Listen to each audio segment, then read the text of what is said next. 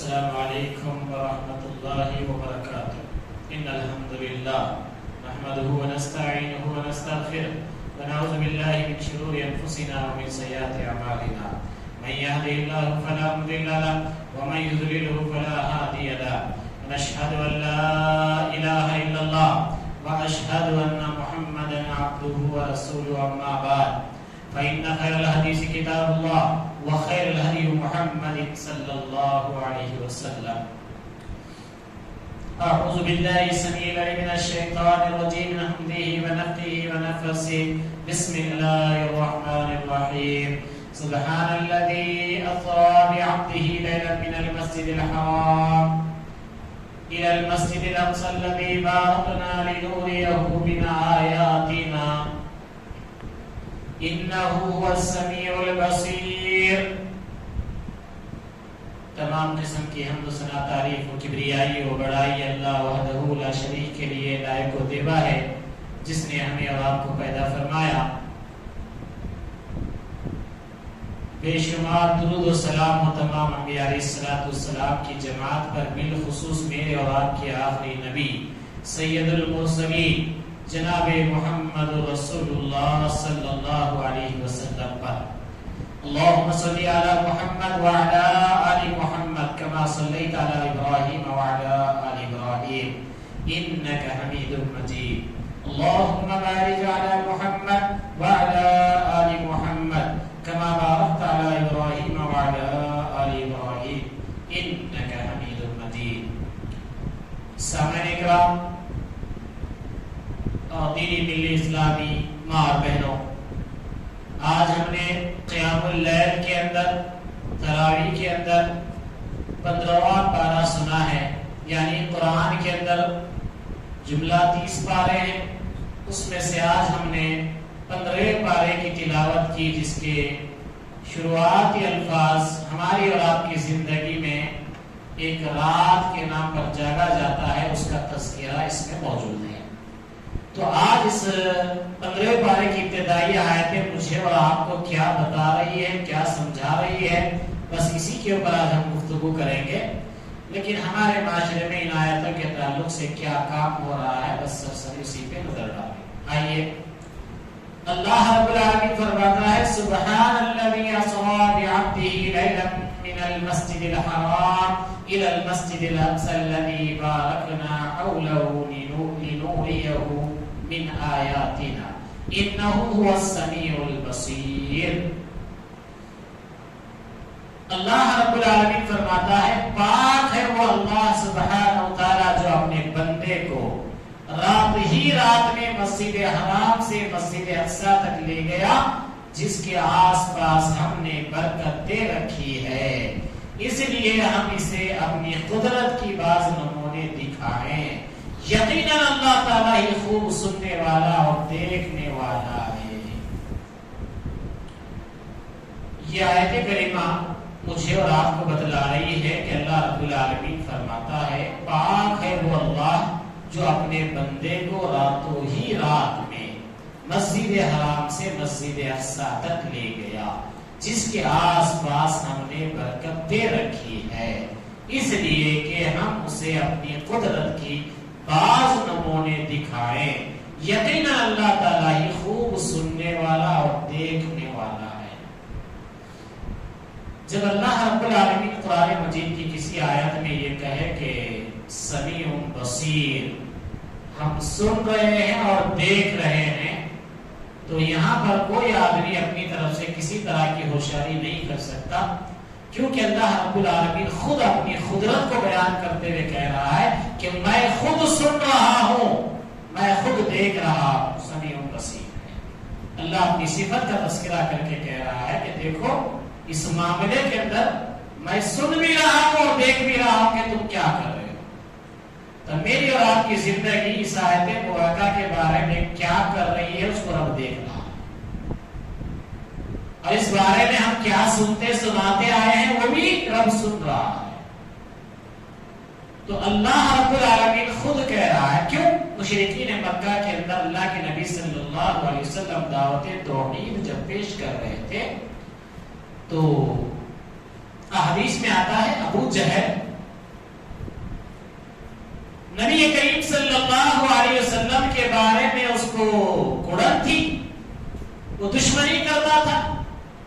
تو لہذا اس نے کیا کیا کہ نبی کریم صلی اللہ علیہ وسلم کے جان نثاروں کو نبی کریم صلی اللہ علیہ وسلم کے بارے میں غلط ثابت کر کے بتائے کہ دیکھو تمہارے نبی نے اس بات کا دعویٰ کیا ہے. یہ دعویٰ کرنے کے لیے اللہ کے نبی صلی اللہ علیہ وسلم کے چہیتے صحابی ابو بکر صدیق رضی اللہ عنہ سے ابو جہل ملاقات کی. کر کے اس نے کیا کی؟ اس نے یہ کیا کہ ملک شام یعنی بیت المقدس، قرآن مجید کی آیت کریمہ کہہ رہی ہے کہ وہ اللہ پاک ہے جو اپنے بندے کو راتوں ہی رات میں ایک ہی رات میں مسجد حرم سے مسجد اقصی تک لے گیا. مسجد حرم مکہ میں ہے اور مسجد اقصی بیت المقدس ملک شام کے اندر ہے. تو یہ مکہ سے ملک شام کو اس دور میں پہنچنے کے لیے کسی آدمی کے پاس اگر تیز دوڑنے والا اونٹوں کی ریس آپ لوگوں نے سنی ہوگی یا دیکھی ہوگی سوشل میڈیا کے ذریعے سے، اونٹوں کی بھی ریس ہوتی ہے. جیسے گھوڑے دوڑتے ہیں نا ویسے اونٹ بھی دوڑتے ہیں. تو تیز دوڑنے والا اونٹ اگر کسی کے پاس ہے تو اس اونٹ کے ذریعے سے وہ ملک شام کو جانا چاہتا ہے تو اس کو جانے کے لیے 1 مہینہ درکار ہے، واپس آنے کے لیے 1 مہینہ درکار ہے. اتنا سفر ہے جانے کا. تو محمد رسول اللہ صلی اللہ علیہ وسلم کو اللہ رب العالمین نے راتوں رات مسجد حرم سے لے کر بیت اللہ سے لے کر بیت المقدس کو راتوں ہی رات میں، یعنی رات پوری رات بھی نہیں لگی بلکہ رات کے کچھ حصے کے اندر ام حبیبہ رضی اللہ عنہا کہتی ہیں اللہ کے پیارے نبی صلی اللہ علیہ وسلم کو جب معراج ہوئی، آپ کو اللہ رب العالمین نے معراج کے سفر میں لے گیا تو کتنا وقت لگا؟ تو وہ کہتی ہیں مجھے نہیں معلوم کہ اللہ کے رسول دروازہ کھول کر جیسے معراج کے لیے گئے تھے، جب وہ لوٹ کر آئے تو دروازے کی شکل ہل رہی تھی. اللہ، آپ اندازہ لگائیں. کیوں؟ ہمارے پاس کنڈیاں ہیں، اب وہ شکل نہیں سمجھ میں آتی. پہلے زمانے میں پرانے دروازوں کے لیے چین والی ہوتی تھی کنڈی جو بنا کر لگا دی جاتی تھی اور کھول کر چھوڑنے پر وہ ہلتے رہتی تھی کچھ دیر تک کے لیے. تو ام حبیبہ رضی اللہ عنہا کہتی ہے اللہ کے نبی صلی اللہ علیہ وسلم جب جا کر لوٹ کر معراج سے آئے تو دروازے کی کنڈی ہلی رہی تھی. تو اللہ رب العالمین خود کہہ رہا ہے کہ اتنے شارٹ ٹائم میں اتنا بڑا سفر ہم نے کیسے کروایا اور کیوں کروایا. اللہ اس کا خود جواب دے رہا ہے. مجھے اور آپ کو کسی جماعت والے کو بولنے کی ضرورت نہیں ہے. اللہ خود آیت میں کہہ رہا ہے. کیا کہہ رہا ہے؟ مسجد اقصی تک لے گیا جس کے آس پاس ہم نے برکت دے رکھی ہے. بیت المقدس جو ہے وہ انبیاء کا مسکن ہے. نبی کریم صلی اللہ علیہ وسلم سے پہلے جتنے بھی انبیاء آئے تمام کے تمام کم و بیش اسی بیت المقدس ان کا قبلہ تھا. وہ وہیں پر مدفون رہے، وہیں پر سب سے زیادہ انبیاء کی بعثت ہوئی. کیوں؟ اللہ خود کہہ رہا ہے کہ ہم نے وہاں پر برکت دے رکھی ہے. انبیاء کی سرزمین ہے وہ بیت المقدس. مکہ سے ہٹ کے جو زمین ہے بیت المقدس جو ملک شام میں ہے، وہاں پر اللہ رب العالمین کہہ رہا ہے کہ ہم نے برکت دے رکھی ہے اس لیے کہ ہم اسے اپنی قدرت کے بعض نمونے دکھائیں. اور ان کو اس لیے لے گئے ہم وہاں پر کہ ہماری قدرت کے بعض نمونے نبی کو دکھانا ہے. اس لیے اللہ رب العالمین والے کر گئے. اور یقیناً اللہ تعالیٰ ہی خوب سننے والا اور دیکھنے والا ہے. تو اللہ کے پیارے نبی صلی اللہ علیہ وسلم جب معراج کو جا کر آئے کسی کو پتا نہیں. اللہ کے نبی کے صحابہ یہاں تک کہ بیوی ام حبیبہ کو پتا نہیں ہے کہ اللہ کے نبی صلی اللہ علیہ وسلم کہاں گئے، کیا دیکھے، کدھر ہے، کچھ پتا نہیں ہے. جب صبح ہوئی اللہ کے پیارے نبی صلی اللہ علیہ وسلم نے یہ آیت کریمہ کا پیغام لوگوں کو پہنچایا کہ مجھے میرے رب العالمین نے راتوں رات مسجد اقصی سے مسجد حرم سے مسجد اقصی لے کر گیا. نبی نے یہ بات کہی تو سن کر ابو جہل کو کھجانا ہوا. مطلب یہ کہ اس کو بے چینی ہوئی. ارے کیسی بات کر رہے بھائی, جانے کے واسطے 1 مہینہ لگتا, آنے کے لیے 1 مہینہ لگتا, یہ نبی کہہ رہے کہ میں راتوں رات جا کے آ گیا. اپنی پلان ہو کر ابو جہل ابو بکر صدیق کے پاس آیا. جب ابو بکر نے کہا فاتح صدیق کا لقب اسی تاریخ سے ان کو ملا, کچھ احادیث سے کچھ مفسرین سے یہ بات اب تک پہنچتی ہے کہ ابو بکر رضی اللہ عنہ کے پاس ابو جہل آیا.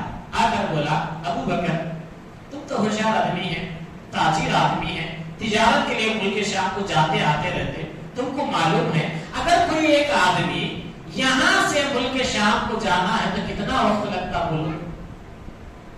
یعنی پلاننگ کر کے انہیں نبی کے تعلق سے حضرت ابو بکر صدیق کو بتانا چاہا کہ دیکھو تمہارے نبی ایسے باتیں بول رہے بول کے ایک تانا دینا چاہا.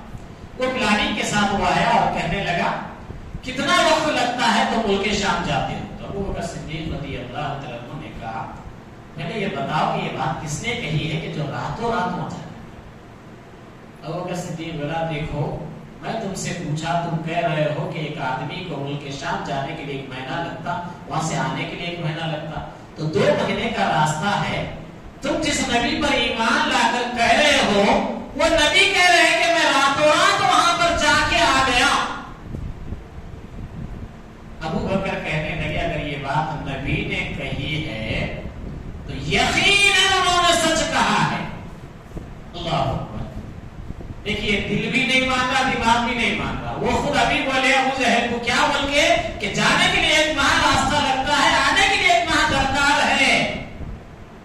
لیکن ایمان والا ایسا ہونا نبی کی بات کے اوپر, یہ نمونہ ہے میری اور آپ کی زندگی کے لیے. ایمان والے ابو بکر صدیق نے کہا کہ ابو جہل اگر یہ بات محمد رسول اللہ نے کہی ہے تو یہ بات سچ ہے. ابو بکر سر کو ہاتھ لگا کر بیٹھ گیا. مجھے لگا کیا ہو گیا, ابھی تو تمہیں نے کہا کہ جانے کے لیے 1 مہینہ لگتا, آنے کے لیے 1 مہینہ لگتا, اب نبی کی بات ہے تو کہہ رہے ہو کہ یقیناً وہ سچ کہہ رہے ہیں.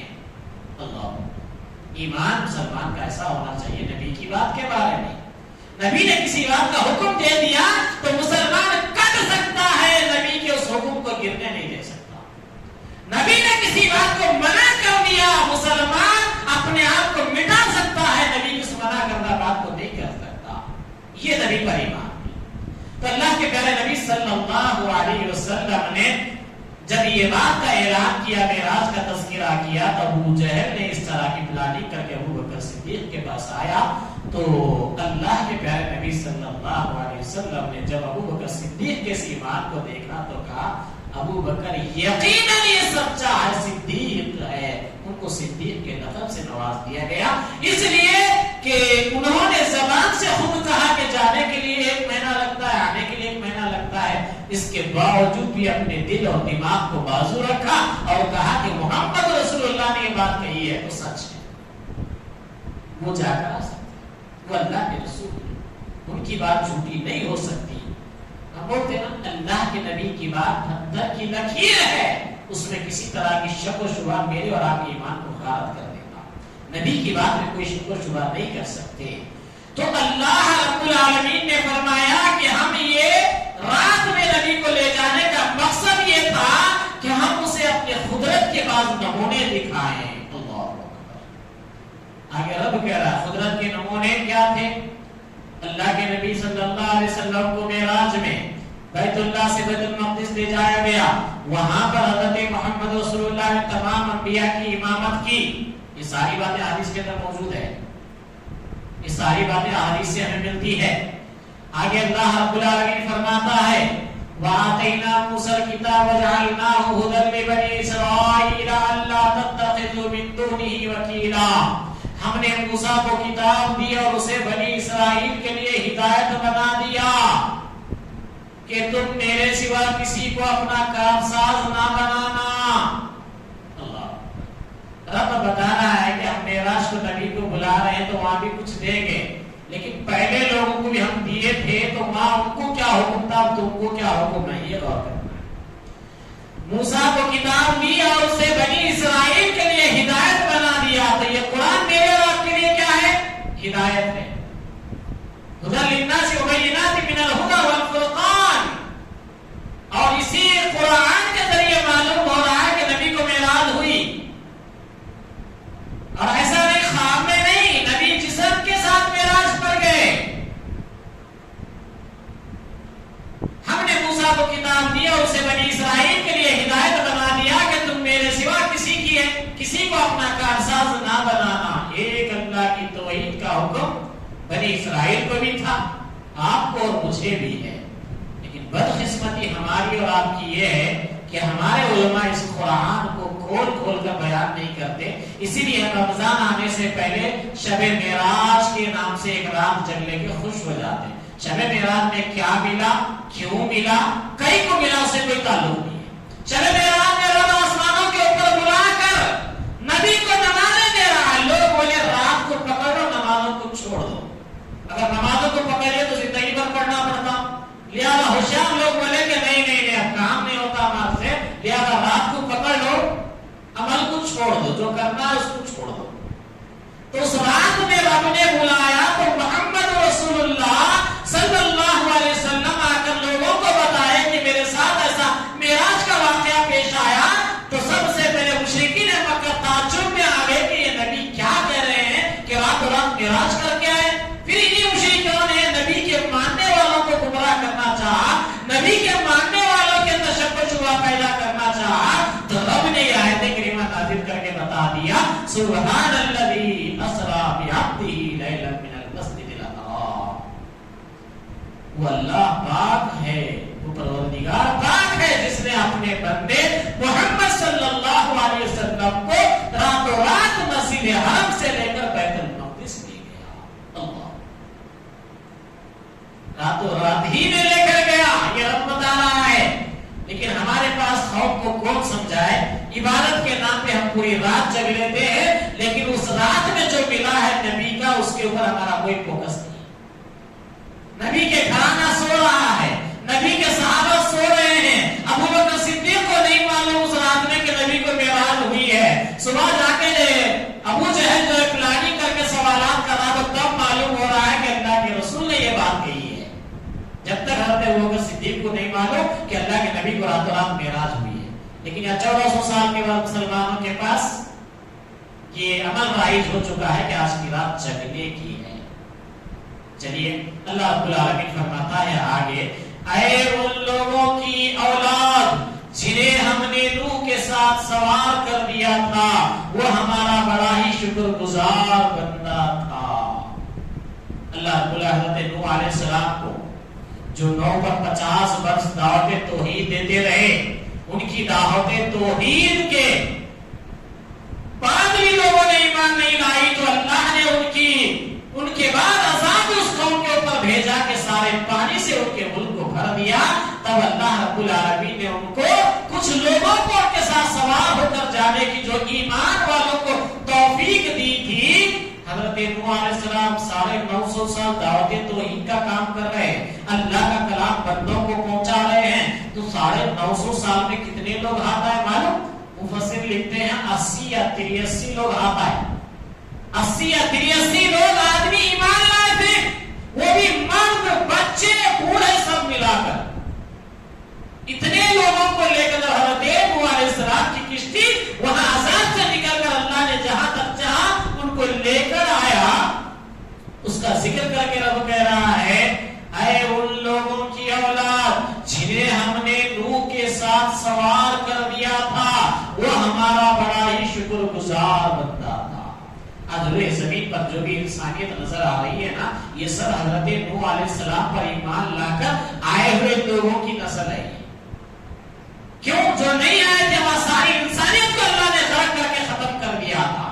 جو حضرت نوح کے ساتھ ایمان لے کر ان کے ساتھ آئے تھے، رب کہہ رہا ہے، یہ قرآن کہہ رہا ہے کہ اے ان لوگوں کی اولاد جنہیں ہم نے نوح کے ساتھ سوار کر دیا تھا، وہ ہمارا بڑا ہی شکر گزار بندہ تھا. اللہ رب العالمین آگے فرماتا ہے، ہم نے بنی اسرائیل کے لیے ان کے کتاب میں صاف فیصلہ کر دیا تھا کہ تم زمین میں دوبارہ فساد برپا کرو گے اور تم بڑی زبردست زیادتیاں کرو گے. اللہ بنی اسرائیل کو اتنا سمجھایا گیا، اتنے پیغمبروں کے ذریعے ان کی تربیت کی گئی، پیغمبروں نے اتنا ان کو سمجھایا بجھایا، رب نے ان کو اتنی مہربانی کی، یہاں تک کہ فضلتکم علی العالمین کے لقب سے ان کو نوازا کہ سارے عالم کے لوگوں کو ان کو فضیلت دی گئی. اس کے باوجود وہ اپنی برائیاں، اپنی جہالت نہیں چھوڑے، وہ رب کے کلام کو نہیں تھامے، وہ اللہ کے احکامات کی پیروی نہیں کیے. تو رب کہہ رہا ہے کہ بنی اسرائیل کے لیے ان کی کتاب میں صاف فیصلہ کر دیا تھا کہ تم زمین میں دوبارہ فساد برپا کرو گے اور تم بڑی زبردست زیادتیاں کرو گے. تو اللہ رب العالمین کہہ رہا ہے اللہ کے کلام میں جب یہ پہلے فیصلہ ہو چکا تھا، اس کے بعد بھی انہوں نے زبردست زیادتیاں کی، تو کیا امت مسلمہ نہیں کر رہی ہے؟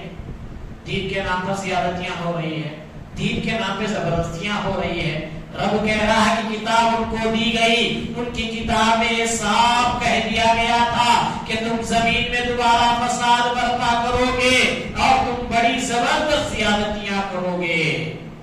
رب فرماتا ہے ان دونوں وعدوں میں سے پہلے کے آتے ہی ہم نے تمہارے مقابلے پر اپنے بندے بھیج دیے جو بڑے ہی لڑاکے تھے، بس وہ تمہارے گھروں کے اندر تک پھیل گئے اور اللہ کا یہ وعدہ پورا ہونا ہی تھا. اللہ رب العالمین فرماتا ہے جب بنو اسرائیل کی یہ نافرمانیاں حد سے بڑھ گئی تھی تو بائبل کے بادشاہ بخت نصر نے اس پر حملہ کر کے ان کے قتل عام کیا تھا اور جو زندہ رہ گئے تھے انہیں گرفتار کر کے فلسطین سے بابل کے لے گیا تھا، جہاں مدت دراز تک وہ اس کی غلامی میں جلا وطنی کی زندگی بسر کرتے رہے. اس آیت میں اس واقعے کی طرف اشارہ کیا گیا ہے. تو اللہ رب العالمین اس آیت کریمہ کے ذریعے سے مجھے اور آپ کو بتا رہا ہے بنی اسرائیل نے جب اللہ کی آیتوں کو پسے پست ڈال دیا تو اللہ رب العالمین نے ان دونوں وعدوں میں سے پچھلے کے آتے ہی ہم نے تمہارے مقابلے پر ایسے بندے بھیج دیے جو بڑے ہی لڑاکے تھے، بس وہ تمہارے گھروں کے اندر تک پھیل گئے اور اللہ کا یہ وعدہ پورا ہونا ہی تھا. تو اللہ کہہ رہا ہے کہ جب جو قوم ہماری کتاب کو ماننے کا دعویٰ کرے، ہمارے اوپر ایمان کا دعویٰ کرے، اس کے بعد ہماری آیتوں کو جھٹلا دے، ہمارے حکموں کو چھوڑ دے، تو ایسی قوم کے اوپر ہم ایسے بندے بھیجتے ہیں جو ان کے مقابلے میں بڑے سخت ہوتے ہیں. آج لوگ کہہ رہے ہیں کہ مسلمانوں کا برا حال ہو رہا ہے، مسلمانوں کے خلاف سازشیں ہو رہی ہے. رب کہہ رہا ہے کہ تم میرے دین کو قائم کرو، تم میرے دین پر جمے رہو. اور سورہ بنی اسرائیل کی آیت سے ایک جملہ میرے اور آپ کی زندگی کے لیے اشارہ یہ کافی ہے کہ اللہ رب العالمین نماز کے بارے میں جب حکم دیتا ہے تو کہتا ہے اقیموا الصلاۃ وآتوا الزکاۃ، نماز پڑھو زکات دو. سورہ بنی اسرائیل میں جب رب معراج کا واقعے کا ذکر کر رہا ہے تو نہیں کہہ رہا کہ تم معراج مناؤ، معراج کو قائم کرو، رب نہیں کہہ رہا، یہ جملہ کہیں نہیں ملے گا. لیکن جو قائم کرنے کا حکم ہے وہ ہم نہیں کرتے ہیں، جس کو کرنے کا حکم نہیں ہے اس کے پیچھے ہم پڑے ہوئے.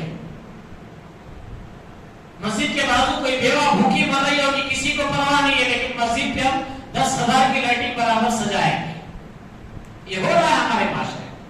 اللہ رب العالمین اس آیت کریمہ کے ذریعے سے سورہ بنی اسرائیل کے اندر رب العالمین نے بہت سے احکامات بیان فرمائے ہیں اور ان احکامات کے ذریعے سے مجھے اور آپ کو اللہ رب العالمین سمجھانا چاہتا ہے کہ دیکھو بنی اسرائیل نے اپنے پاس کتاب رکھ کے بھی انہوں نے ایسے کام کیے جس کی وجہ سے ہم نے ان کے اوپر ایسے بندوں کو بھیجا جو ان کے گھروں میں تک پھیل گئے اور اللہ کا یہ وعدہ پورا ہونا ہی تھا.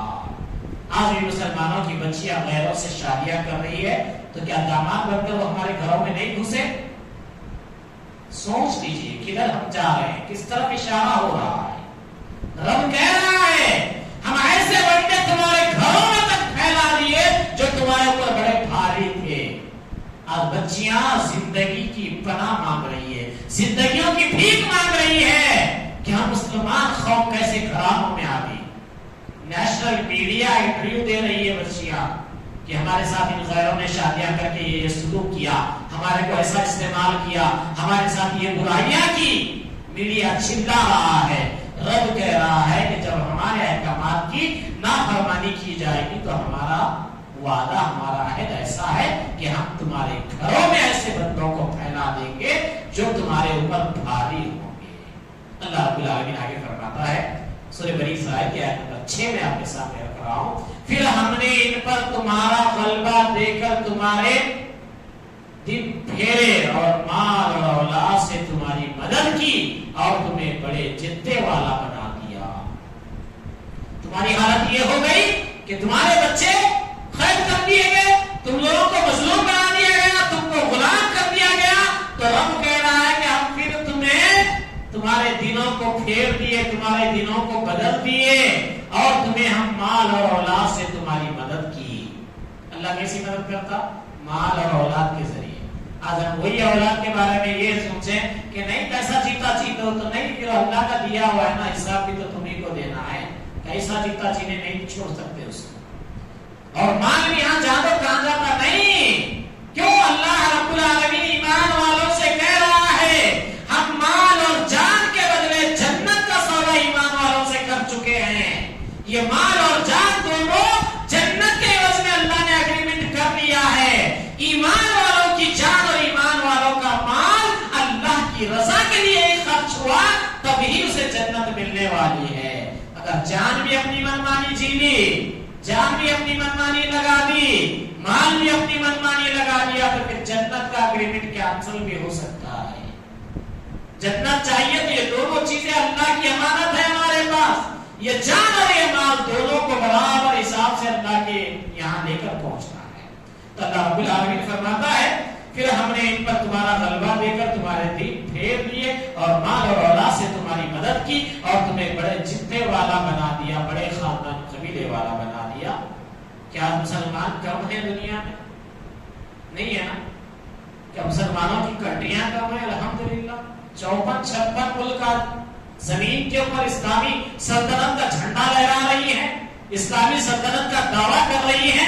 اس کے بعد بھی رب ذوالجلال فرماتا ہے اگر تم نے اچھے کام کیے تو خود اپنے ہی فائدے کے لیے۔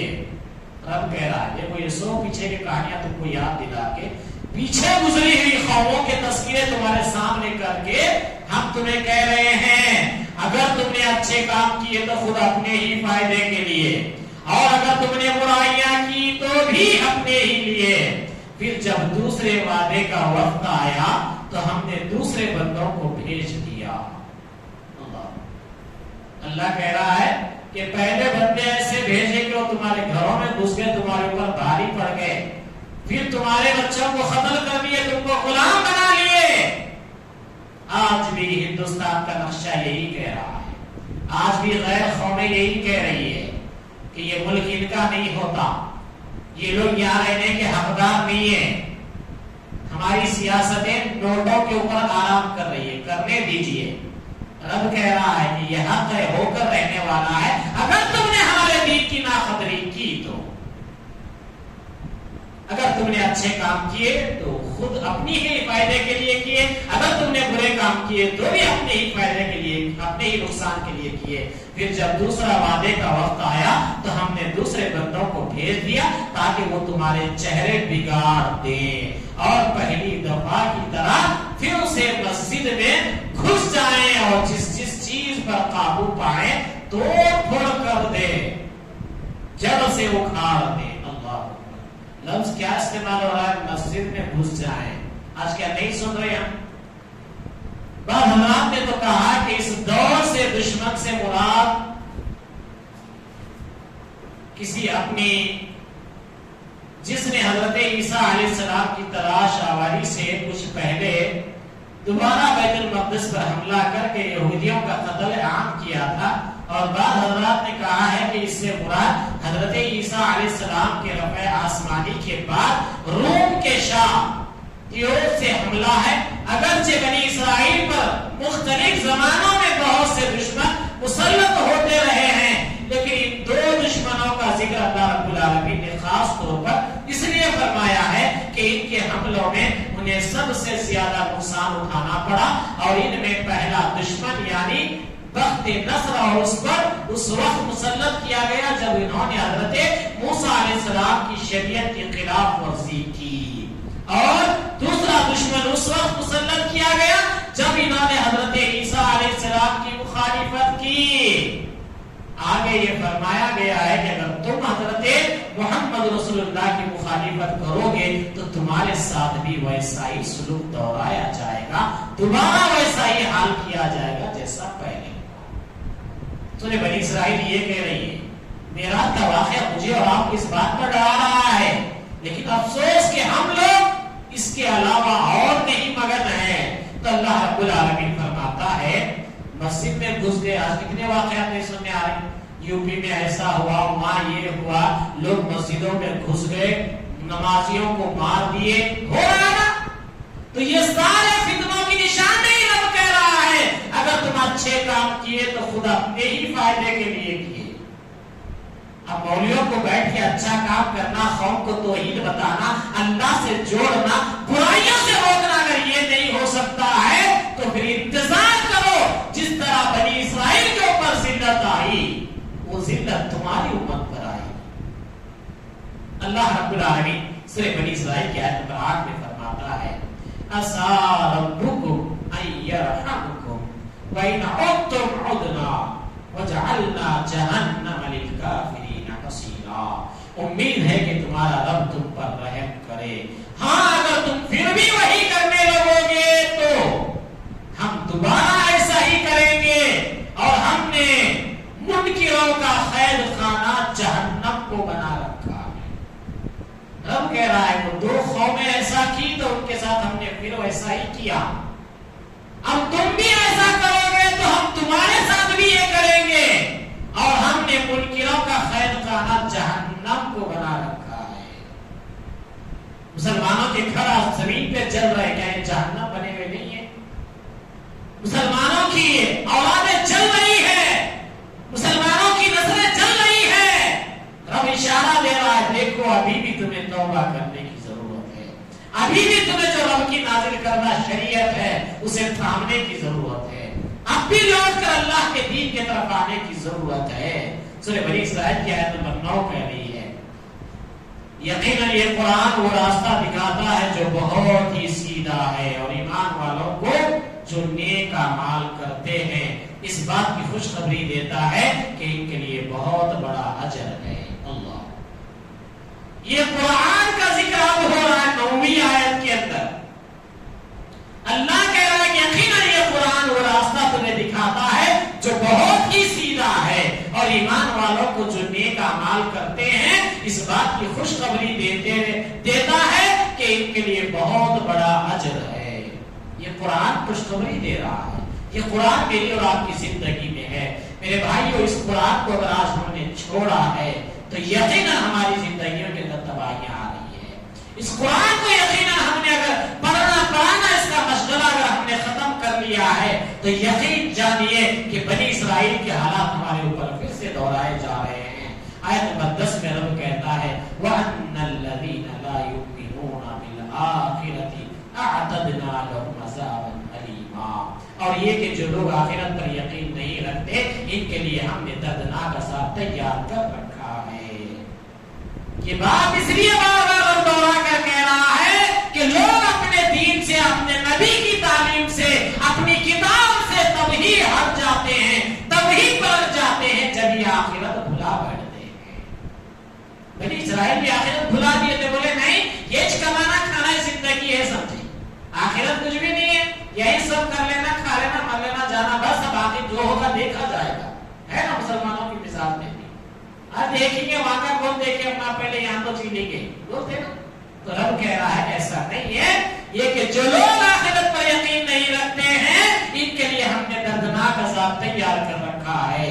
تو آخرت پر ایمان میری اور آپ کی زندگی کے لیے کامیابی کا ضامن ہے۔ تو آئیے اللہ رب العالمین سے دعا کرتے ہیں اللہ رب العالمین ہمارے دلوں کو قرآن سے جوڑ دے، اللہ رب العالمین ہمیں جو بھولا ہوا سبق ہے اسے دوبارہ یاد کرنے کی توفیق عطا فرمائے، اللہ ہمیں اسلام کے ساتھ اپنی زندگی گزارنے کی توفیق نصیب فرمائے. اللہ جب تک زندہ رکھے اسلام پر زندہ رکھے. جب ہماری موت آئے تو لا تموتن الا وانتم مسلمون. السلام علیکم.